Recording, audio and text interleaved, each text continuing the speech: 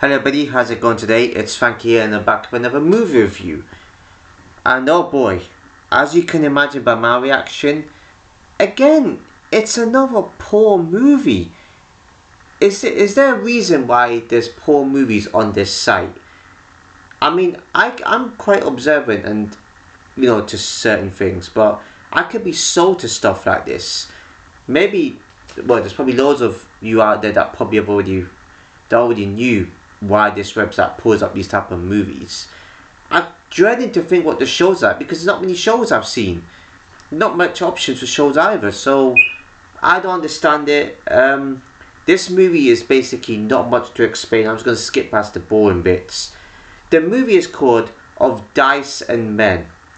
Now, when I read that, I thought it was about Of Mice and Men. That's what I was thinking about. I thought, is it a spoof of Mice and Men? Which you don't even know why I watched that back in high school. It's just an utter boring, cringy, silly movie. But that's what it made me think of. So that's strange right there.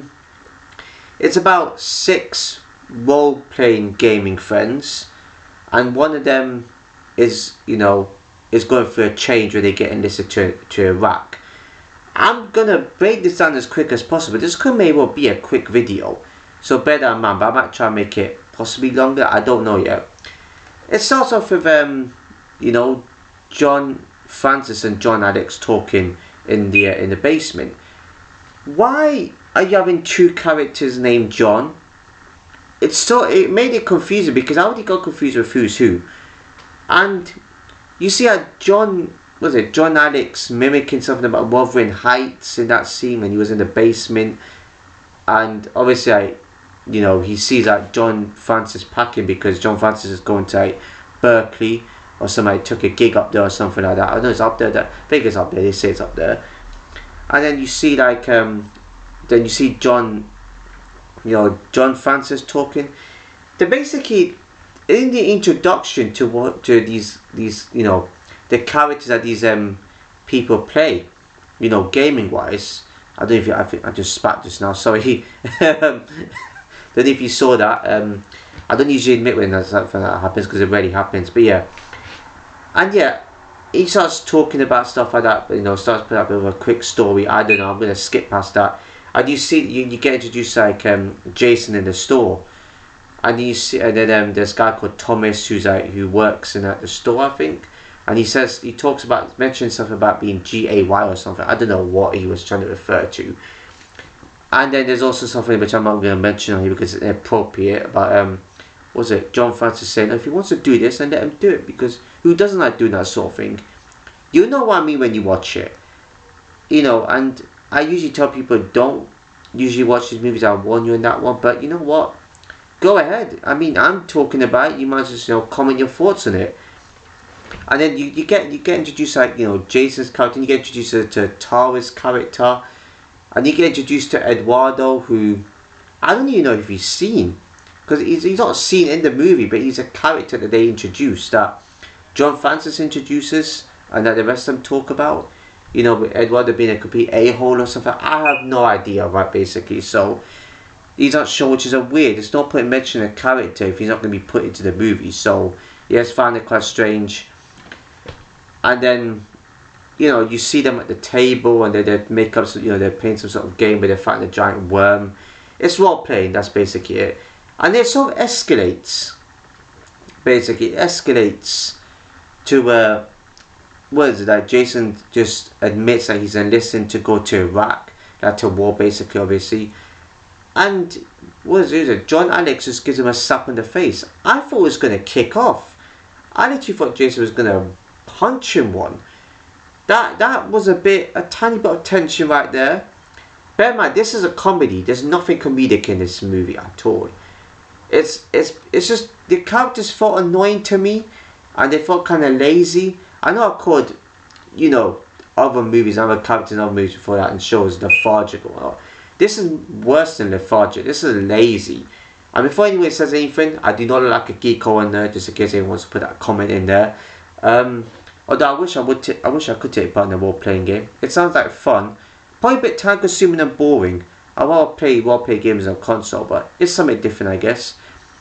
And there was other annoying scenes where John Francis talks about, you know, him and John Alex as kids, and you see John Alex just like talking about something like, oh, the monsters come at the TV, pow, pow, pow, pow, and all that scariness. I was like, that's annoying. I didn't like that at all. And then the teenage versions of them were talking about reading some sort of book and talking about an enemy or something like that in the book. It was just weird to me. But then there's one good piece of dialogue. One great, I wouldn't call it dialogue necessarily, but something that Brandon said, basically, right? Where he spoke about, oh, I'm going to summarize this. You can watch the movie if you know what scene I'm talking about, you know, when it comes down to that. Well, Brandon was talking about, well, I like football, and you know, I'm not a fan of these games because they're kind of boring. But football and games have something in common. They both are pointless and meaningless. But you know, they sort of have a purpose in our lives. And my wife Linda kind of gets me. You know, Linda being Brandon's wife, who's also some sort of like Viking or warrior, whatever it is. And the accent, she was trying to put some Scottish accent. It sounded so annoying. Oh my god, there's no need to make it sound like that. My goodness, I don't know what this movie, I don't know what's going on there. Yeah, so he kind of said some good piece of dialogue, and he said, oh, it's good to cherish those memories. Something along those lines. I get what he's trying to say. I like that dialogue. But this is a comedy. Right, fair enough, you can have one or two moments like that in a comedy movie. It doesn't have to be all laughs, well, it has to be all laughs, but they got good pieces of dialogue somewhere, so I kind of like that. That's kind of cool in the movie. And then, you know, you see them at the table again, and you see John Alex back there, and you see, oh no, everyone else, and they sort of find the dragon. And then John Alex kind of goes to Jason, look, this bit, it's basically like, it cut between two scenes, them at the table, another scene where how they would be if they were actually in the game itself, basically. And yeah, so he sort of apologizes for calling him stupid and calling him the R word. And I don't think did he apologize for hitting him? I don't think he did. Sure, if he did, then he should have done. I mean, I don't know. Correct me if I'm wrong on that one. And yeah, so not really much has happened to just sort of cuts onto that. And yeah. And also I think Jason's characters was so like, again, it was silly. Tara's character was silly. I get it's a role-playing game, right? Make it effective. It's a comedy as well. Put in some sort of funny jokes and it's actually funny. Put in something, right? It sounded too serious to me. I thought the actors did not want to be there, taking part in a film like this. I didn't think they wanted to be there. And yeah, so basically towards the end you see that, you know, John Francis in his basement, and and Tara comes in and they start talking, you know, about, you know, that game, the Payday Loan, with the, you know, when they fight the dragon and stuff like that. And she finds out that you know, now that he's going to Berkeley, and she gets kind of upset by that, and she just leaves or something like that. So that was before Brandon said that good dialogue right there, so I like that. And then it cuts to like you know, them having their own lives, and so there with John Francis talking about, oh we haven't, you know, like John Alex has got their own lives, same with these all these other people, and he doesn't know if Jason's like dead or not because he's in the army, so he's in war basically. And it just shows that Jason's still having like a piece of paper of his character that they made. Well, I suppose they had to do that so they can remember their characters all, I guess. But yeah, what I'm noticing is what this movie felt like. I don't know who's watched this movie. What this movie felt like, it kind of felt like there was parts of it missing. It's an hour and 15 minutes long, by that in mind. Hour and 14 and 53, but I round up to an hour and 15. It kind of felt like there's more than half an hour of the movie that they couldn't put into it. You know, when they come to say goodbye to somebody, movies like that, it just feels like it needs to be longer. when characters say their goodbyes, like a friend or like a few people, and they leave, movies like that, usually movies are long like that, so they get loads of details and loads of story to it. They should have had more into the movie. You know what I'm saying? They should have had more days where they're doing all this, and they should have had more to go by. So it just kind of felt like the movie. It's kind of like those parts of the movie missing, even though it wasn't. It's just weird.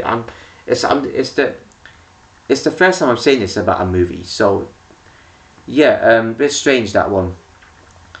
Well, what else should I say about it? I guess the acting was poor. There's nothing really good about the movie. I didn't have nothing else. Don't have nothing else to say about it, to be honest. The rating is fairly standard enough. Rating probably would have to be. Would I up a rating because of that dialogue? Possibly not. Maybe I could give it because of that, but then there was nothing that got me excited in this movie. When it first started, it was trash. I just knew how it was going to be. But before I watch a movie, I don't know how it's going to be before I watch it. I always usually judge when it comes to the first few minutes. That's when I can tell if something's going to be poor or not in the movie. And I got my answers instantly. Just as soon as even the introduction with it, not credits, but when they introduce the characters and the actors and stuff like that, I just know how it's going to be. If it looks silly, it's going to be a silly movie. If it looks boring and dull, it's going to be boring and dull most of the time. Probably in the odd cases it wouldn't be. But when you see a really good movie or a good show, it's always the title scenes that are the ones that get you. They're the ones that determine if it's going to be good. They always grip you. This one it did. This one I was like, yep, I know it's going to be instantly. Click my fingers, I knew it was going to be like that. I was hoping it wouldn't be. But listen, what else do I say? Nothing good in this movie. Straight up just rubbish. Needed more. It needed a lot more into this movie. 1 out of 10. How many 1 out of 10s have I given in these movies on this website so far? A lot. A few is a lot to me. Because I rarely ever rated things out of a 1 for the last few years on this channel. But I have now. It's disappointing, but you know what? I got to watch it so I can warn of you what these movies are like. I'm not surprised it's short. I don't know what the director and producers were thinking making something like this. And the funny thing is, they're the sort of people that have made these type of terrible movies and laugh at scenes that nobody would find funny. Literally, this might be for some people's taste. I don't know how, but it is. So go ahead and watch it if it's your kind of movie then. Everything needs to be improved. Acting needs to be improved. Storyline needs to. Again, more humour. I mean, even the characters needs changing. Like, everything needs a change. And also, I feel like I was duped again. When they said, okay, dice and men, yeah, they included dice. I get that role-playing game. Fair enough. But then they said, this friend got enlisted to Iraq. Surely, when the description says that of the movie, surely they should have a lot more going on with that. There was only one scene where the guy mentions he's going to Iraq, and that's it. That most of that movie, a lot of scenes should have been focused around talking to him about, persuading him not to go. I expected the ending to be him not taking it and for all of them to go back to playing games again. It wasn't. You know, I mean, not every movie has to be like that necessarily in that sort of way. You know, but make it at least so that, you know, I don't know, probably make it less, would expect, or make it a bit more like, less predictable, I guess, in that sense. Yeah, you can tell the movie's that bad, I've got no much else to say. So yeah, 1 out of 10 it is. If you enjoyed the video, please give a like, comment, share what you know, subscribe and hit the notification below. So I'll see you in my next video.